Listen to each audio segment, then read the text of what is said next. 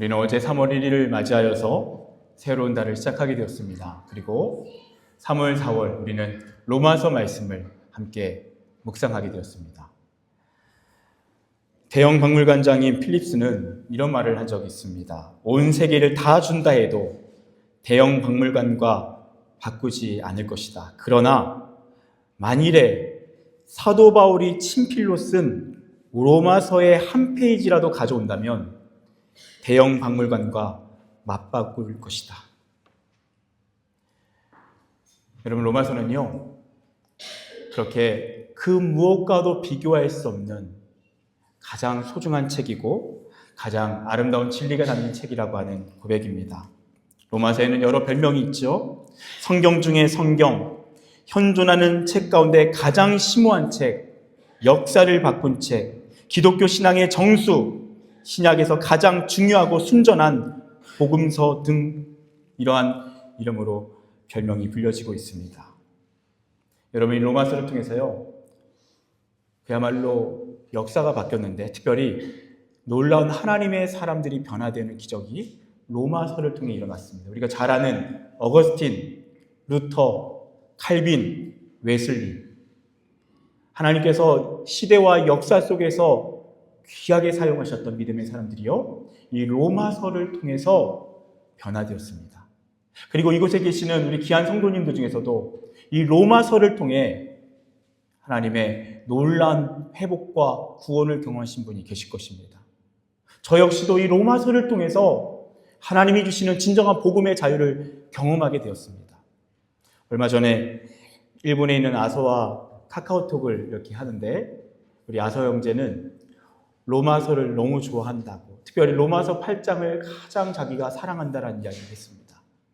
그렇게 우리 사랑하는 성도들에게도 가장 귀한 영향력을 끼친 책이 아마 이 로마서인 경우가 많을 것입니다. 여러분, 왜 많은 사람이 이렇게 로마서에 놀라운 가치를 부여할까요? 그리고 어떻게 이 로마서는 수많은 사람들의 인생을 변화시켰던 것일까요? 그 이유는요, 이 로마서가 바로 기독교의 본질을 담고 있기 때문입니다. 여러분, 묻고 싶습니다. 기독교의 본질은 무엇입니까? 교회의 본질은 무엇입니까? 우리 신앙의 본질은 무엇입니까? 여러분, 사도 바울은 로마서를 시작하면서 로마서의 주제를 처음부터 정확하게 언급합니다. 예수 그리스도의 종 바울은 사도로 부르심을 받아 하나님의 복음을 위하여 택정함을 입었으니 이 복음은 이라고 그는 시작합니다. 복음입니다. 여러분, 기독교의 본질은 복음입니다. 우리 신앙의 본질, 복음입니다. 교회의 본질은 복음입니다. 여러분, 복음이란 무엇입니까? 여러분, 이 복음이라고 하는 단어를 우리는 교회에서 자주 듣는데요, 사실 이 단어는 교회와는 무관한 단어였습니다. 굉장히 어떻게 보면 정치적인 단어이고요, 그 당시에 굉장히 권력을 지칭하는 단어였습니다. 왜냐하면 복음이라고 하는 단어는 고유명사처럼 로마 황제를 향해서만 사용했던 단어이기 때문입니다. 여러분, 복음, 유앙겔리온이라고 하는 단어는 영어로 굿뉴스입니다. 기쁜 소식입니다. 좋은 소식입니다. 복된 소식입니다. 세상에서 가장 기쁜 소식이 바로 이 복음이라고 하는 단어입니다. 그런데요, 이 복음이라고 하는 단어는 그 당시에 평상시에 사용하는 단어가 아니라요, 로마 황제와 관련된 기쁜 소식이 전해질 때 복음이라는 단어를 썼습니다. 예를 들어서 로마 황제가 즉위할 때 그 소식을 복음이라고 했습니다. 로마 황제를 통해서 대를 이을 황제가 될 왕자가 태어났을 때 복음이라고 했습니다. 그리고 이 로마 황제를 통해 전쟁에 승리를 거뒀을 때 그것을 복음이라고 했습니다. 그래서 여러분, 복음이라고 하는 단어는 로마 황제를 정확히 가르친 단어입니다. 그런데 바울은 그 복음을 그대로 차용해서 기독교의 진수, 본질을 설명합니다. 그렇다면 복음은 무엇입니까? 오늘 주보를 보시고요, 좀 성경을 한번 보시면 좋겠습니다. 그래서 혹시 이 펜을 가지고 계신 분들은요, 이렇게 가로를 치셔도 좋습니다. 2절 말씀에 이 복음은 이라고 시작하지 않습니까? 그 다음에 하나님의 선지자들이라고 되어 있습니다. 그 앞에 가로를 한번 쳐보십시오. 그리고 쭉 읽어 나가시다가요, 부활하사 능력으로 하고 하나님의 아들로 선포되셨으니까지 한번 이렇게 가로를 닫아 보십시오. 이 복음은 하고 가로를 치시고요, 하나님의 아들로 선포되셨으니까지 가로를 닫으신 겁니다. 왜냐하면요, 지금 가로 안에 들어있는 내용들은 수식어입니다. 이 내용은 결국에는 보조적인 설명을 하는 것이고요, 이 문장의 핵심은 무엇인가? 이 복음은 곧 우리 주 예수 그리스도십니다. 여러분, 로마서는요, 정확하게 우리에게 복음이 무엇인지를 이야기합니다. 복음은 예수 그리스도입니다. 다른 내용은 수식어입니다. 설명하는 것입니다. 헬라어 문장 구조상 수식어를 길게 드렸지만 가장 핵심이 되는 문장, 바로 주어와 동사는 복음은 곧 예수 그리스도십니다. 복음은 예수 그리스도이십니다. 바울은 지금 먼저 그것을 선포하고 시작하는 것입니다. 너무나도 위험합니다. 그야말로 이 고백은 로마 황제의 근간을 흔들어버리는 그 당시에 위험한 고백입니다. 실제로 그래서 그리스도인들이 박해를 당하고 핍박을 당하고 순교를 당하는 것입니다. 왜냐? 로마 황제가 그들의 복음이 아니라 예수 그리스도가 그들의 복음이었기 때문입니다. 여러분, 우리는요, 교회에서 예수님을 주님이라고 고백하고요, 그리고 우리의 구주, 구원자라고 고백합니다. 그리고 하나님의 아들이라고 고백합니다. 이전에도 언급한 적이 있는데요, 그 모든 단어들은 그 당시 다 로마 황제를 가르치는 고백이었습니다. 나의 주님 큐리오스, 나의 구원자 소테르, 그리고 하나님의 아들, 그 모든 것은요, 그 당시 로마 황제가 바로 신의 아들이라고 여겼던 황제의 숭배 사상의 근간을 둔 고백들이었던 것입니다. 그런데 바울은 그것에 대해서 거부하는 것입니다. 우리의 주님은 누구신가? 우리의 구원자는 누구이신가? 진정한 복음, 역사 속에 가장 기쁜 소식은 무엇인가? 그것은 로마 황제를 통해서 이루어진 팍스 로마나 그 로마 제국에 의한 힘에 의한 평화가 아니라 예수 그리스도의 복음, 그분 자체가 복음이 되시고 그분을 통해서 이루어지는 하나님의 나라가 복음이라는 것입니다.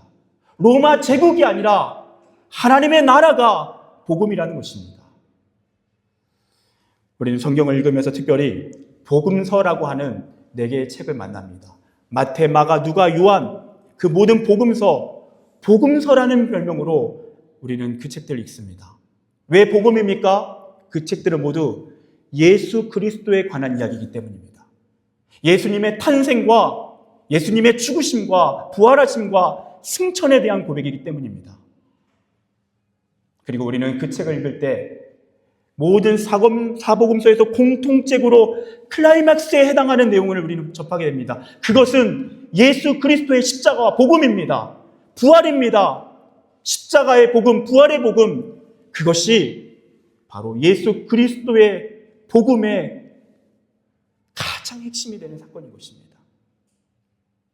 그래서 로마서와 복음서와 성경은 반복해서 예수 그리스도가 복음이며, 그리고 그분께서 이뤄내신 십자가와 부활을 통해서 우리가 진정한 기쁨의 소식으로 그것을 받아들일 때, 그것을 믿을 때 우리는 진정한 구원을 받는다라고 선포합니다.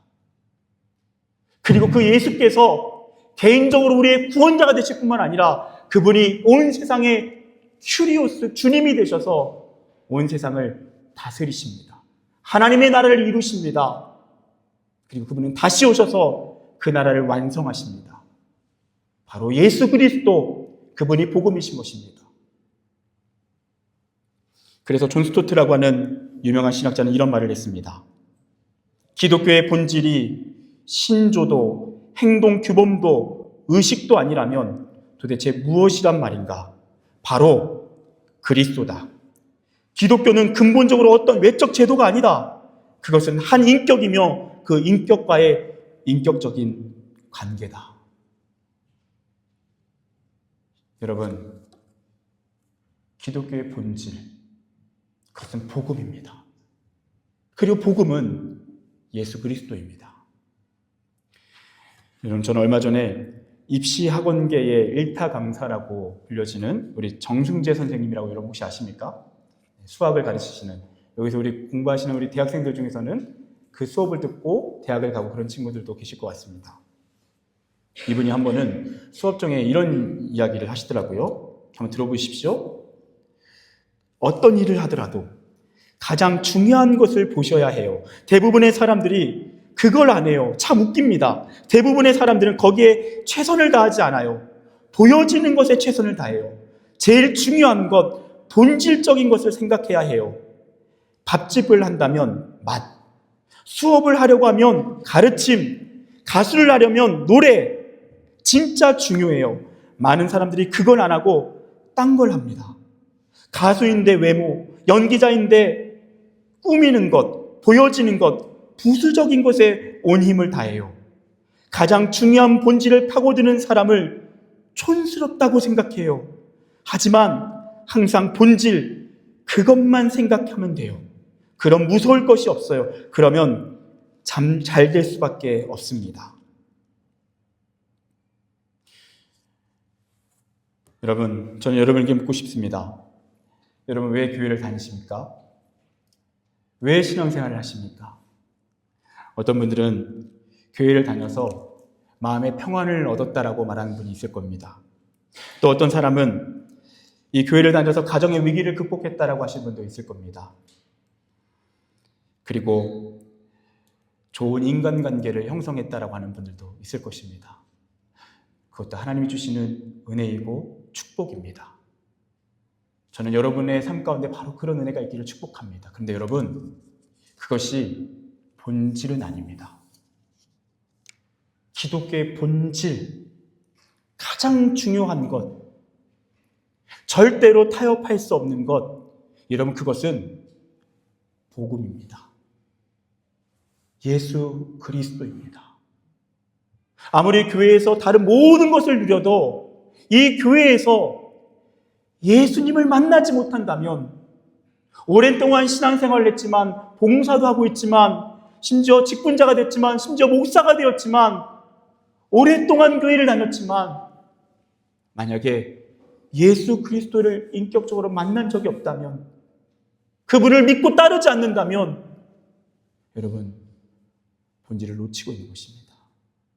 가장 중요한 것을 놓치고 있는 것입니다. 가장 억울한 상태로 머물러 있는 것입니다. 여러분, 어떤 분은 이 중에 그 복음을 이미 경험했다라고 하시는 분들이 있을 것입니다. 참 복된 삶입니다. 축하드립니다. 그리고 이미 그런 은혜를 경험했고, 그리고 복음에 대해서 잘 알고 있다라고 하는 분들도 계실 것입니다. 여러분, 사실 오늘 말씀을 듣고 있는, 이 로마서 편지를 받고 있는 로마 교회 성도들도요, 복음을 알고 있었습니다. 그 부분이 참 중요합니다. 오늘 7절 말씀을 보십시오. 로마에서 하나님의 사랑하심을 받고 성도로 부르심을 받은 모든 자에게 하나님 우리 아버지와 주 예수 그리스도로부터 은혜와 평강이 있기를 원하노라.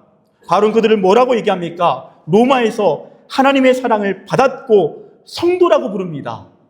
그들은 복음을 아는 사람들입니다. 예수님을 믿었고 그리고 구원받은 성도들입니다. 그들은 복음을 잘 알고 있습니다.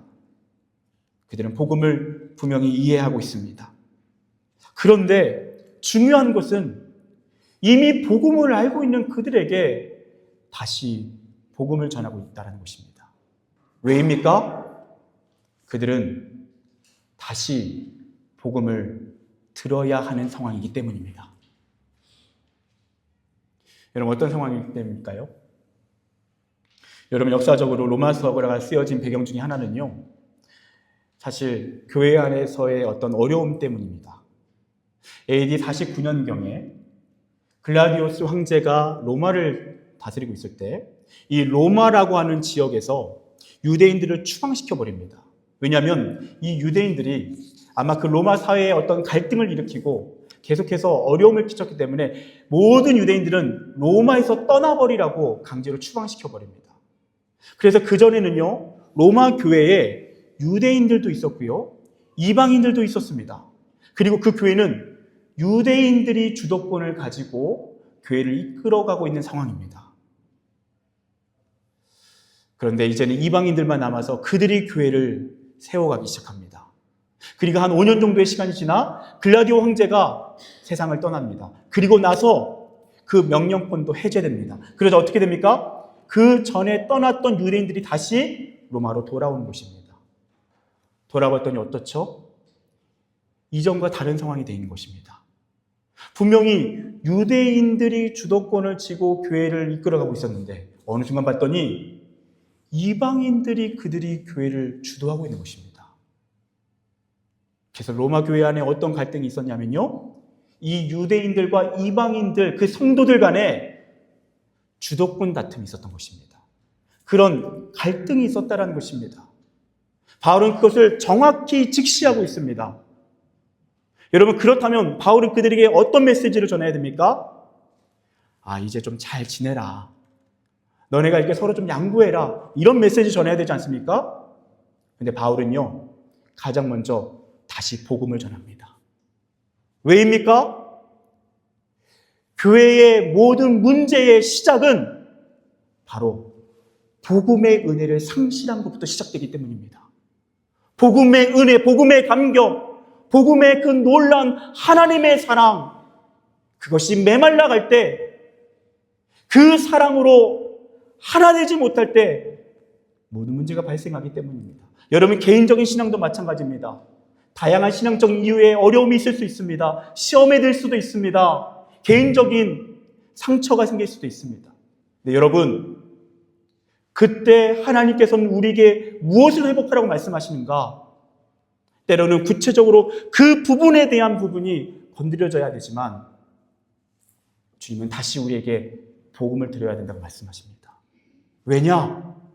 복음이 우리 안에서 살아난다면 그 예수 그리스도를 통해서 허락된 그 놀라운 영원한 사랑이 우리의 마음에 부어진다면 그것이 우리의 영혼을 다시 살릴 것이기 때문입니다. 사랑하는 여러분, 우리에게 그 복음이 필요합니다. 평생 우리의 신앙생활 가운데 복음은 다시 선포되어야 됩니다. 우리가 영적으로 무기력해질 때마다, 영적으로 잠들 때마다, 시험에 들 때마다, 어려움과 갈등에 시달릴 때마다 우리 가운데 필요한 것은 무엇인가? 그것은 처세술이 아니라 복음의 회복인 줄 믿습니다.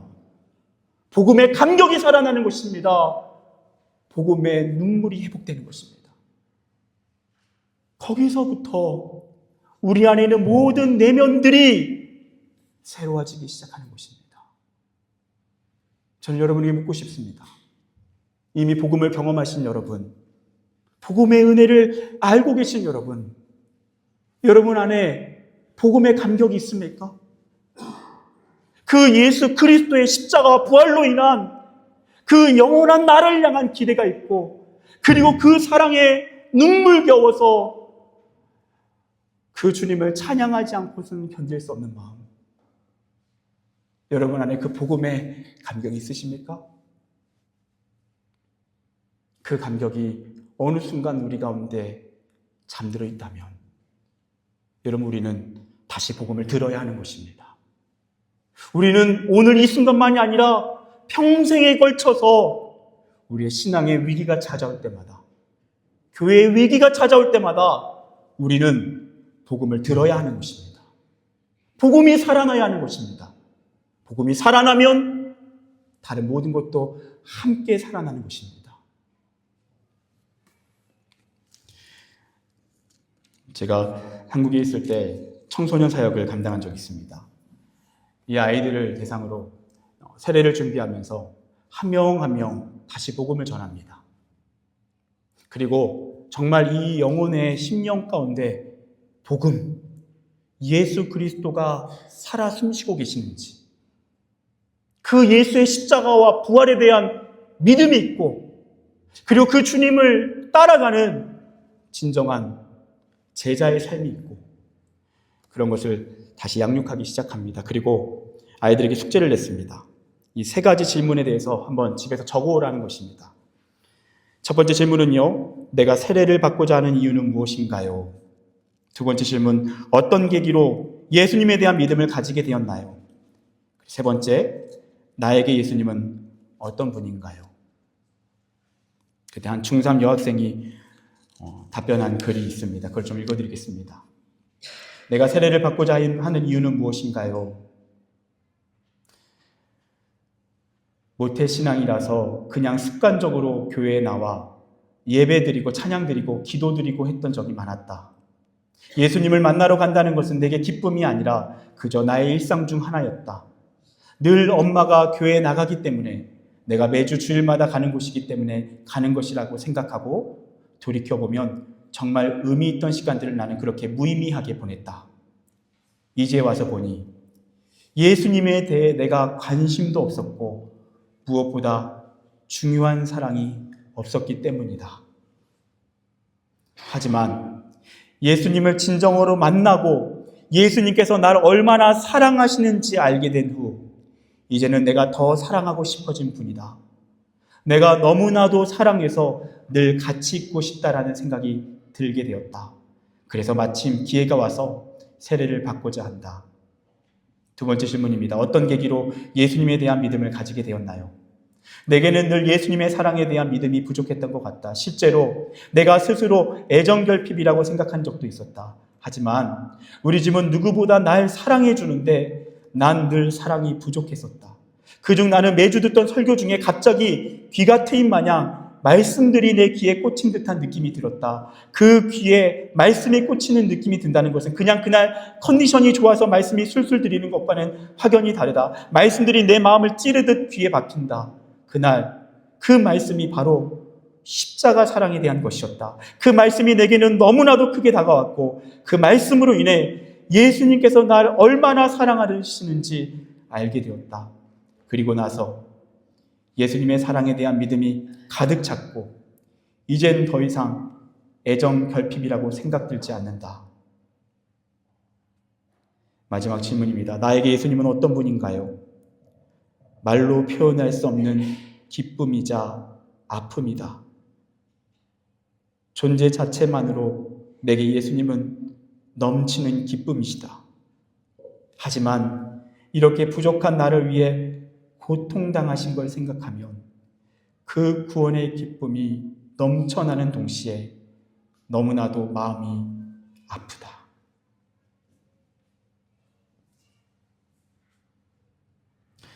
사랑하는 여러분, 여러분 안에 예수님에 대한 이 감격이 있습니까?